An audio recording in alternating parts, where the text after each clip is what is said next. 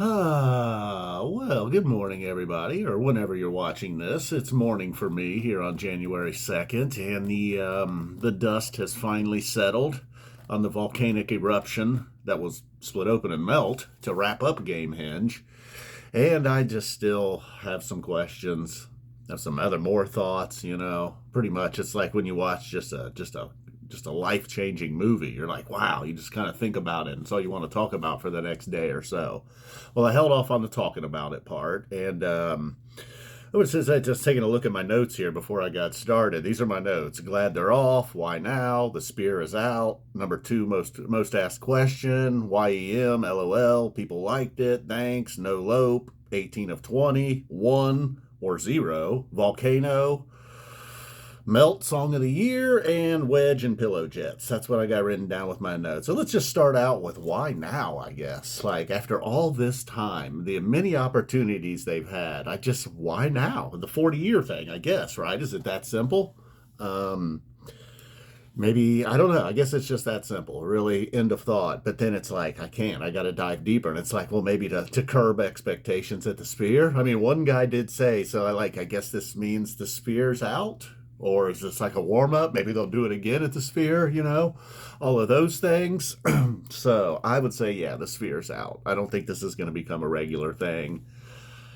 I just guess it was the 40-year thing, They just really, while they didn't necessarily carry on about 40 years all year long, but like going all the way back, like maybe last New Year's Eve or Mexico or something, they maybe acknowledge this is our 40th year. And then really nothing all year long. No anniversary show, nothing. And then on New Year's Eve we get this. I mean, and like I mentioned, the number two most asked, well, the most asked question I've ever gotten on this channel is what is a chomper? And then the second most asked question is, do you think they'll play Gamehenge? Oh, and another thing I should say, man, so many people do not include the D in Gamehenge.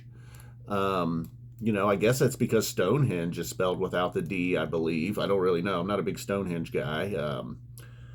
So as I say that, yeah, I don't think Stonehenge has the D. So maybe that's the confusion there. People think Stonehenge, Gamehenge, but Gamehenge actually has a D in it. Like 80% of fans spell it wrong, I think. I get a lot of stuff wrong too. I know I'm one to talk really, but I mean I don't get that one wrong. I mean that's like spelling Mike Gordon wrong almost. Really? I mean, come on.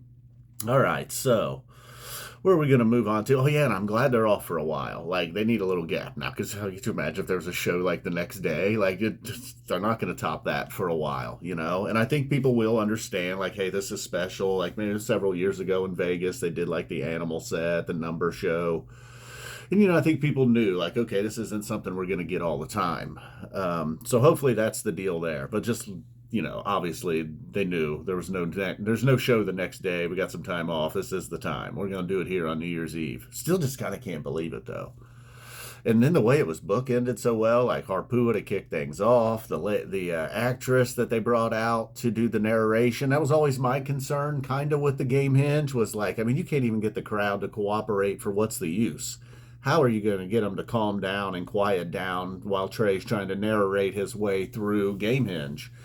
Well, I think they kind of thought of that, so they got a lady whose voice would just cut through steel if need be. And but it turns out the crowd did cooperate. Like every time it was up for the narration, everybody mostly got quiet. So good on them, they're rowdy for what's the use. Okay, no problem, I guess, forgiven, because when the time came, they shut up and let the whoever was doing the narrating at the time narrate. Sometimes Trey did, mostly it was her though, and it was perfect. Although she didn't need that cutting voice, it was there if needed to cut through all you chompers. So let's see, got that out of the way, got the number two most questioned out of the way. Oh, okay, YEM, and yeah, YEM, yeah, it was probably awesome, but I just know right in the aftermath, somebody was like, how was Trey's solo in YEM? I don't know. I have no idea, man. I don't know what happened in YEM. The only thing I recalled from YEM is at one point on the webcast, Paige looked a little bit jealous that Mike and Trey were jumping on trampolines and he didn't get to. Although he was really doing well on the timing with the guys as they were jumping there. And So yeah, I don't know. I'm sure it was good. And I haven't re-listened yet. I should. I did re-listen to the Split Open and Melt. I mean, Split Open and Melt, maybe the song of the year. We got 8 of them this year. In a year that didn't have a ton of shows, and a year where new songs were introduced, Split Open and Melt, and almost every one of them was great. Maybe there was that one at like Nashville, I think, possibly even Dick's, maybe Nashville. There was one that I was like, yeah, it was okay. It didn't really hit. Like, how can you tell if that song hits or not? It's always so crazy, but sometimes the chaos kind of is coherent and it all makes sense and it's really a thing of beauty. But there was one that was a stinker, but like 7 out of 8, and it's an awesome song. Yeah, and I like how they wrapped it all up. Oh, the mountain, turns out the mountain is a volcano, and that volcano is split open and melt. What a great use of split open and melt. And then all along I was carrying on and I was worried. Somebody put it in my head. It was another user suggested that maybe Pillow Jets was going to be the New Year's Eve thing. And I was like, oh my goodness, I think this guy's right.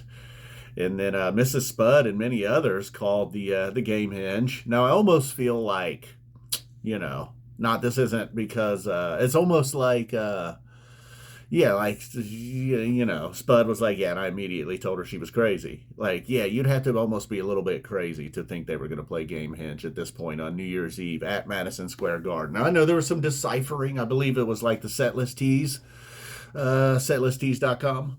They were doing some deciphering online. I believe I saw where they were like breaking down the posters, and the guy was like, I see some turquoise mountains, I see some llamas, there's something else in there, maybe referencing something from Gamehenge, maybe something lizard-like. Is that a castle? I don't know. Then other people were carrying on about the water theme. Who knows? I didn't know. I thought they were going to do Pillow Jets, man. I think there's going to be like a bunch of drones flying around. Maybe Nick Mangold, Trey's favorite New York Jet, would like somehow be involved. And then I was like, it could just be the Wedge. The Wedge and Pillow Jets, the only songs I didn't pick. Now, each night I didn't do so good. I got like one song right.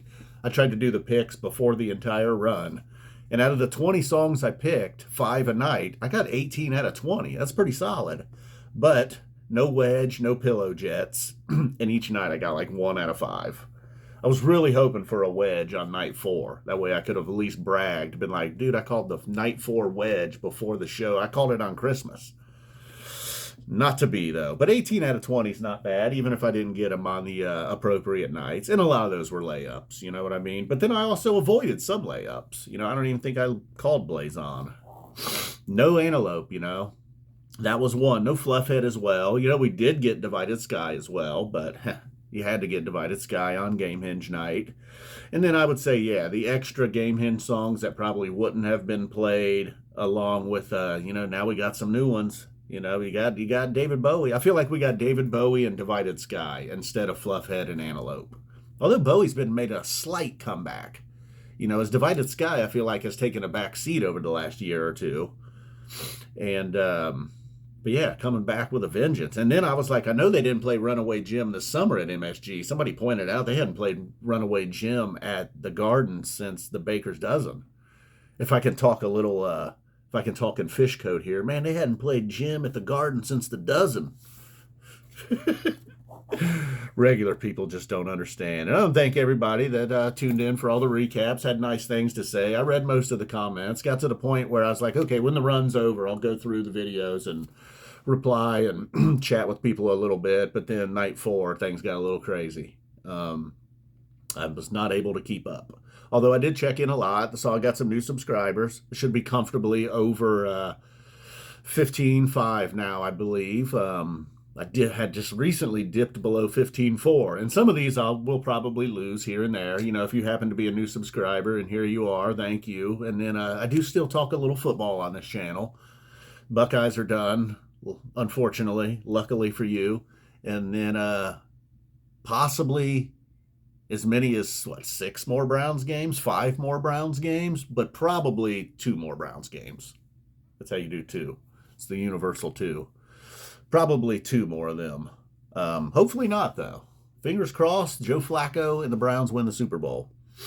Got a feeling the Ravens and Lamar got a lock on that. So thanks, everybody. And people did seem to really enjoy the recap. That's the other thing. I don't ever go into the video being like, oh, wow, this is New Year's Eve. They played Gamehenge, or it's like it's a Halloween show, I might like get some new viewers or some extra people watching. I just don't ever really think about that until like the minutes it's over, and then people start watching. I'm like, oh man, I should have made like should have been better. Should have looked more presentable or something. You know, I always just feel like, oh no. But people really seem to dig it. You know, even the just the way I kind of put it together. I've kind of incorporated maybe some like reactions or just some as I go throughout the night type videos this run. You know, that may or may not stick. We'll see. It's definitely not going to be gone forever. That's for sure. I'm not writing that one off forever. So, yeah, man. Thanks to everybody that was encouraging and liked that. It was like right on, cool, cool. You know, a little bit of negative feedback, but all right. It's like whatever, man. You know, after all of this, and yeah, I know I'm not always Mr. Positivity, but some people seem to just really dwell on the negative thing or two that I say. Because I know even on a bad show, I know I find some really good stuff and say some really positive stuff, but it's like that just goes in one ear out the other. So I don't know, but I've gotten used to that over time. But it was almost funny this run. Like everybody was just celebrating, and then somebody would like yell at me because I don't like Life Beyond the Dream or something. It's like whatever, man. Not now, okay? Not now. All right. So, guys, boom. Thanks. I think that about covers. I think I covered everything here on my notes. What was that one or? I don't know what that was. Oh, that means I basically got 1 or 0 each night. I got like one song a night, right? 0. That went along with the 18 of 20 picks, the volcano. We got it all, guys. I think that covers it. Yeah, I'm glad they're off for a while. The why now? I mean, I guess it's just 40 years. It's that simple. Have you thought about why now, though? Yeah, the Sphere's out. Sorry, guys. No Gamehenge at the Sphere. The actress was great. Annie Golden. Damn it, I already forget. Annie Golden. People said she was on Orange is the New Black. The YEM, the guy inquiring. See, it wasn't only the criticism that I just brushed off. That other guy was like, man, what was up with the YEM solo? It's like, I don't know, man. Same thing. It's like, now's not the time to ask about the YEM solo. You know, there's some shows that's all that matters. This was not one of those shows. And then, yeah, the Life Beyond a Dream people. I'm sorry, guys.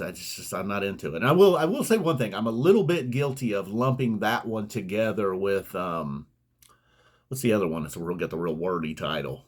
I mean, I don't like A Life Beyond the Dream, but sometimes I do lump it with that other thing. I don't even remember the title of it right now, but they always play it as well. You know which one I'm talking about. Real long, stupid title. Damn. That's how I feel about that song. I got a couple whiteboards laying around. I should just look. They probably played it. Not Life Saving Gun. I don't know. I don't know what it is. Damn it, what's the name of that song?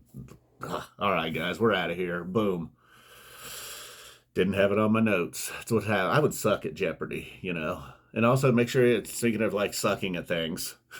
I'm just not very good at like even my own videos. You know, Wook Plus and those guys, they've reached out a couple times and asked me to come on and like do a recap with them, but I'm just not. I know I would be horrible at that. And I don't know. It would be just like a minute ago, just how I was trying to think of the song title. That's just all I would be. It's okay if I do that here, you know. Big Phish fan, man. Big fan. Boom. Know all the songs in the rotation. I know the lyrics to Tila and everything. All right, guys, we're out of here. Love you guys. It was great.